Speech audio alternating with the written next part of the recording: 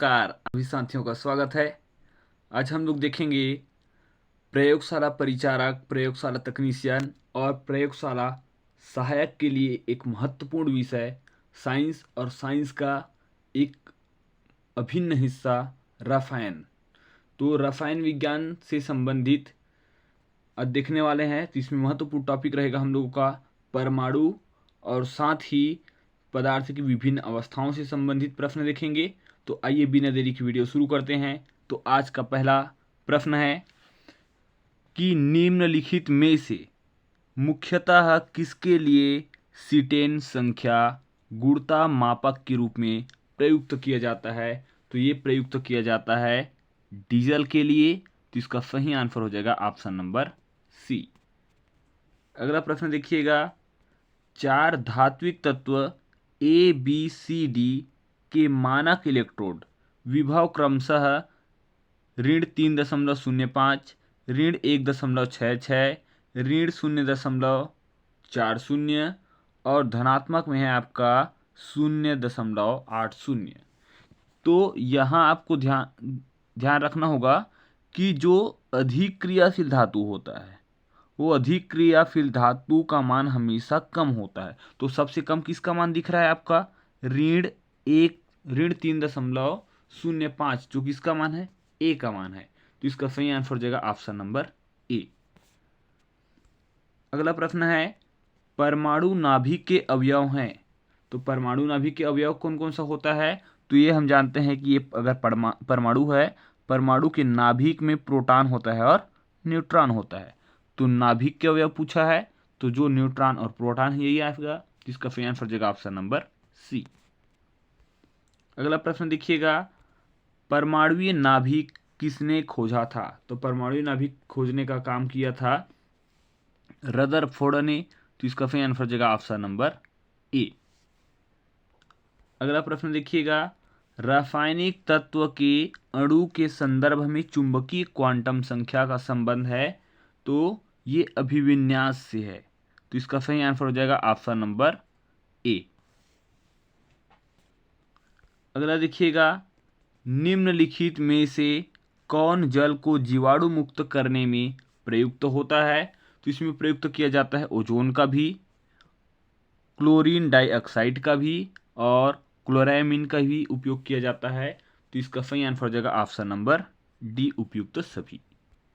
अगला प्रश्न देखिएगा, खाद्य पदार्थों के डिब्बों पर जिंक के बजाय टीन का लेप होता है। तो इसका प्रमुख कारण होता है क्योंकि जिंक ज़्यादा क्रियाशील धातु होता है और जिंक की अपेक्षा टीन थोड़ा सा कम क्रियाशील धातु होता है। तो ये वजह होता है। इसका सही आंसर हो जाएगा टीन की अपेक्षा जिंक अधिक क्रियाशील होता है। टीन की अपेक्षा जिंक अधिक क्रियाशील होता है। इसका सही आंसर हो जाएगा ऑप्शन नंबर सी।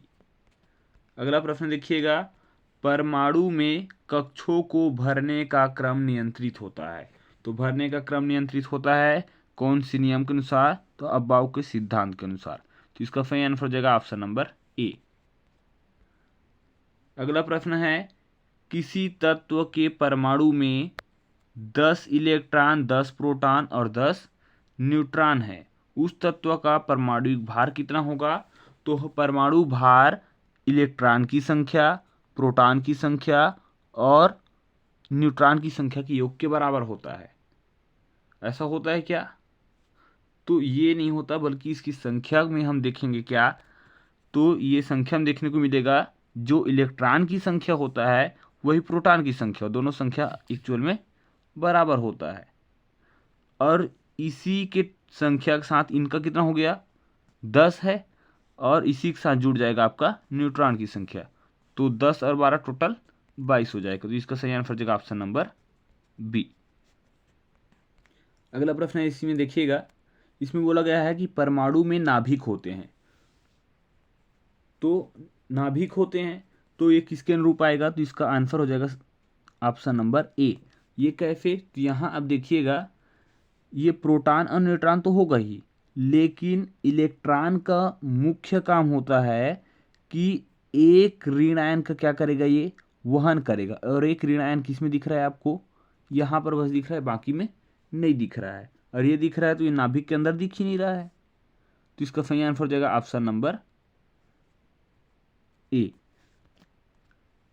अगला प्रश्न देखिएगा, संतुलित रासायनिक समीकरण में अभिकारक पक्ष व उत्पाद पक्ष में किसकी संख्या समान होनी चाहिए। तो इसमें संख्या देखी जाती है परमाणु की, ताकि दोनों तरफ संतुलन रहे, तो इसका सही आंसर हो जाएगा ऑप्शन नंबर सी। अगला प्रश्न है, किसी तत्व के परमाणुिक भार को उसमें व्यक्त किया जाता है। किसमें व्यक्त किया जाता है, तो एटॉमिक मास यूनिट में व्यक्त किया जाता है, तो इसका सही आंसर हो जाएगा ऑप्शन नंबर डी, AMU। अगला देखिएगा, किसी तत्व के गुणों को प्रदर्शित करता है। तो किसी तत्व के गुणों को प्रदर्शित कौन करेगा, तो उसका परमाणु क्रमांक करता है, तो इसका सही आंसर हो जाएगा ऑप्शन नंबर ए। अगला प्रश्न देखिएगा, इलेक्ट्रॉन वहन करता है। अभी बताया था कि ये 1 यूनिट ऋण आवेश वहन करता है, इसका सही आंसर हो जाएगा ऑप्शन नंबर ए।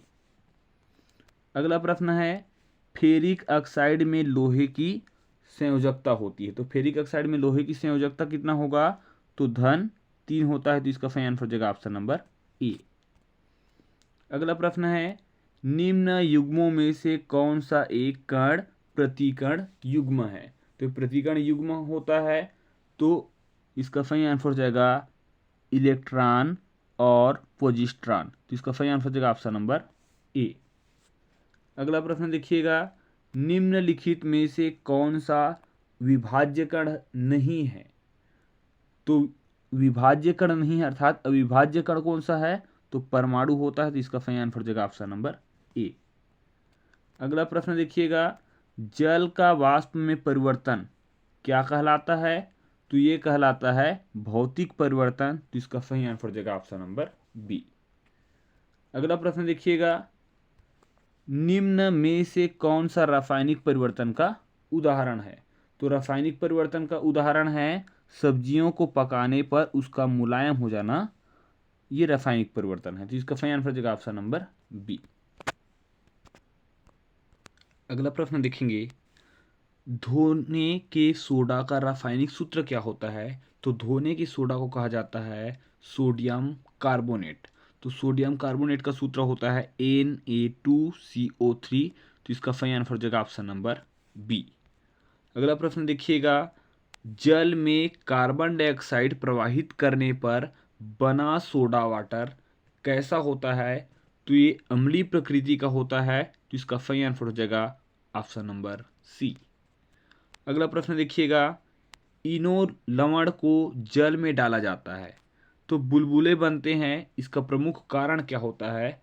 तो इसमें कार्बन डाइऑक्साइड की उपस्थिति के कारण होता है, तो इसका सही आंसर हो जाएगा ऑप्शन नंबर बी। अगला प्रश्न देखिएगा, कथन दिया गया है कि उच्चतर तापमानों पर रासायनिक अभिक्रिया तीव्रता से होता है। तो ये तो जानते हैं कि ताप बढ़ाने पर रासायनिक क्रिया तेज गति से होता है, कथन ठीक है। कारण देख लेते हैं, उच्चतर तापमानों पर आणविक गति और द्रुत हो जाती है, तो एक कारण भी आपका सही है, तो इसका सही आंसर हो जाएगा ऑप्शन नंबर ए और आर दोनों सही है, और आर ए का सही स्पष्टीकरण कर रहा है, तो इसका सही आंसर हो जाएगा ऑप्शन नंबर ए।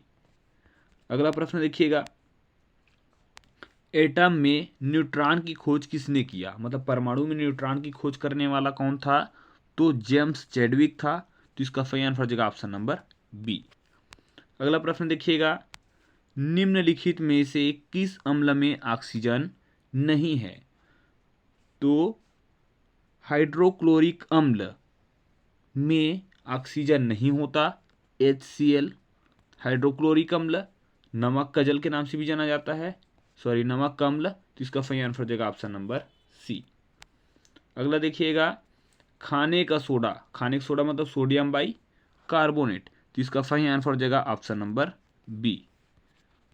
अगला प्रश्न है, निम्नलिखित में से कौन एक अणु परमाणु कण नहीं है। तो ड्यूट्रॉन एक नहीं है, ये प्रोटॉन और न्यूट्रॉन पाया जाता है परमाणु के नाभिक में, और इलेक्ट्रॉन पाया जाता है बाहरी कक्षा में, लेकिन न्यूट्रॉन नहीं पाया जाता, तो इसका सही आंसर हो जाएगा ऑप्शन नंबर सी।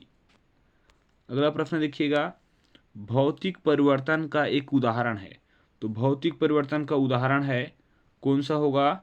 तो पानी में चीनी का घुलना, ये भौतिक परिवर्तन है, बाकी सब रासायनिक परिवर्तन है। तो इसका सही आंसर हो जाएगा ऑप्शन नंबर डी। अगला प्रश्न है, ठोस कपूर से कपूर वाष्प बनाने की प्रक्रिया को कहा जाता है। तो ठोस कपूर से डायरेक्ट क्या बन गया? वाष्प में परिवर्तित हो गया, द्रव में परिवर्तित नहीं हुआ। जिसको बोला जाता है ऊर्ध्वपातन अभिक्रिया। तो इसका सही आंसर हो जाएगा ऑप्शन नंबर डी। अगला प्रश्न हो जाएगा, निम्नलिखित में से कौन सा कथन सही नहीं है, ये पूछा गया है।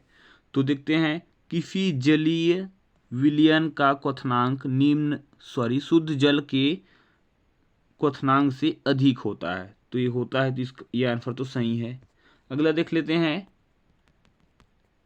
किसी विलयन में विलयनों के योग से इनका जल विभव बढ़ जाता है। तो ये तो गलत है। ठीक है, बाकी को भी चेक कर लेते हैं, आंसर तो यहीं से मिल गया, अभी आगे चेक करेंगे। देखिएगा, किसी विलयन में जल का वाष्प दाब शुद्ध जल में वाष्प दाब की तुलना में निम्न होता है। तो ये ठीक है, सही है। अगला देख लेते हैं, जब किसी विलयन को एक अर्धपारगम्य झिल्ली द्वारा जल से अलग किया जाता है तो विलयन पर दबाव देने से जल के प्रवाह को रोका जा सकता है। तो ऐसा किया जा सकता है, तो ये भी सही है। तो आपका सही आंसर क्या मिल जाएगा? आपका सही आंसर है ऑप्शन नंबर बी, जो किसी विलयन में विलयनों के योग से इसका जल विभव बढ़ जाता है। तो यही गलत था और गलत ही ढूंढना था, तो ऑप्शन नंबर बी सही हो जाएगा। अगला प्रश्न देखिएगा, कथन और कारण दिया गया है। तो सल्फ्यूरिक अम्ल को तनु बनाने के लिए पानी में अम्ल मिलाया जाता है, न कि अम्ल में पानी। ये ठीक है। पानी की विशिष्ट ऊष्मा बहुत अधिक होती है, कारण बताया गया है। तो ये दोनों सही है। तो इसका सही आंसर हो जाएगा ऑप्शन नंबर ए और आर दोनों सही है, और आर ए का सही स्पष्टीकरण करता है। अगला प्रश्न हो जाएगा, अगला प्रश्न है, फोटोग्राफी में प्रयुक्त होने वाला हाइपोविलियन जली विलयन है। तो कैसा जली विलयन है, मतलब किसका जली विलयन है? तो ये जली विलयन होता है सोडियम थायोसल्फेट का। तो इसका सही आंसर हो जाएगा ऑप्शन नंबर ए। अगला प्रश्न देखिएगा, फोटोग्राफी में उपयोगी तत्व। तो उपयोगी तत्व होता है सोडियम ब्रोमाइड। तो इसका सही आंसर हो जाएगा ऑप्शन नंबर बी। अगला प्रश्न, ये सुमेलित करने के लिए बोला गया है। तो ये भी देख लीजिएगा, सुमेलित कर लेते हैं।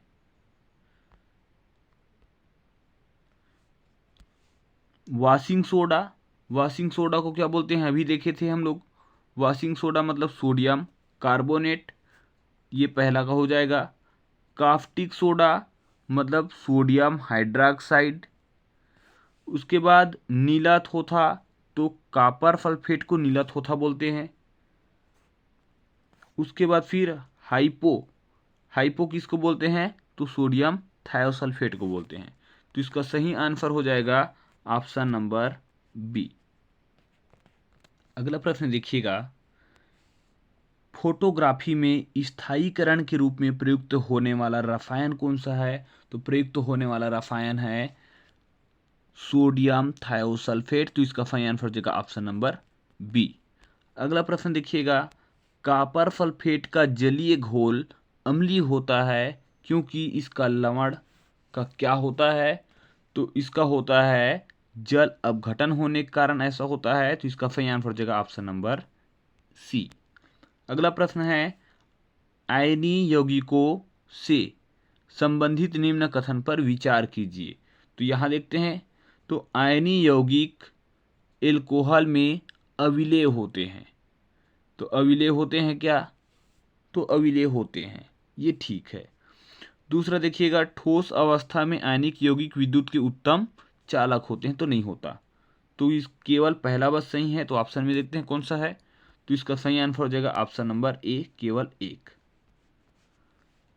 अगला प्रश्न देखिएगा, पीएच एक मूल्यांकन दर्शाता है। तो क्या चीज का मूल्यांकन दर्शाता है? तो ये दर्शाता है किसी घोल के अम्लीय क्षारीय होने का मूल्यांकन तरफ आता है, तो इसका सही आंसर हो जाएगा ऑप्शन नंबर बी। अगला प्रश्न देखिएगा, रसायन उद्योग में कौन सा तेजाब मूल रासायनिक माना जाता है? तो ये माना जाता है हाइड्रोसल्फ्यूरिक अम्ल को, या सल्फ्यूरिक अम्ल भी बोल दिया जाता है, तो इसका सही आंसर हो जाएगा ऑप्शन नंबर सी। अगला प्रश्न देखिएगा, निम्नलिखित कथनों पर विचार कीजिए। तो यहां पर आप देख सकते हैं, निर्जल सोडियम कार्बोनेट साधारणतः पाक सोडा या बेकिंग सोडा के रूप में जाना जाता है, तो नहीं जाना जाता, तो ये पहली ही गलत हो गया है। अगला देखिएगा, अग्निशामक में पाक सोडा अर्थात बेकिंग सोडा का प्रयोग किया जाता है, ये बिल्कुल सही है।